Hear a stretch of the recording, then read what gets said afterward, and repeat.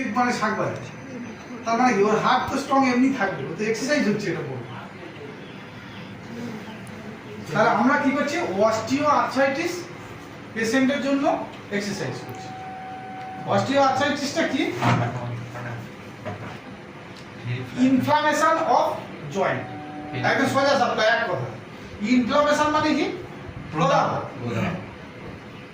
প্রদাহ বা ব্যথা যন্ত্রণা। তাহলে ইনফ্লামেশন অফ জয়েন্ট সেটাকে আমরা বলছি অস্টিও আর্থ্রাইটিস। সেটা এখন ক্রনিক হবে আস্তে আস্তে। হঠাৎ করে কারো একটু লেগে গেছে, কিছু হয়ে গেছে, সেটা কি অস্টিও আর্থ্রাইটিস হয়ে গেল? না, এটা যখন আস্তে আস্তে যখন ক্রনিক হবে, দেখা গেল 2-4 মাস 6 মাস হয়ে যাচ্ছে, তখন সেটাকে আমরা অস্টিও আর্থ্রাইটিস মেনশন করছি। যখন আমরা কোনো এক্সরে করেছি, এক্সরে রিপোর্ট আমাদের দিচ্ছে কি অস্টিও আর্থ্রাইটিস আছে। তাহলে সেই অস্টিও আর্থ্রাইটিসটাকে আমরা কিভাবে এক্সারসাইজ করাবো? এর মেন এক্সারসাইজ করাবো আমরা কোয়াড্রিসেপ ডিল এক্সারসাইজ। এই কোয়াড্রিসেপ ডিল এক্সারসাইজটা কিভাবে করব? আমাদের যে মাসেল আছে, যে থাইতে যে মাসেল আছে, এই মাসেলটার নাম কি? Quadricep muscle. তাহলে এই মাসেলগুলো আমাকে স্ট্রং করতে হবে, এটাই আমার মেন উদ্দেশ্য।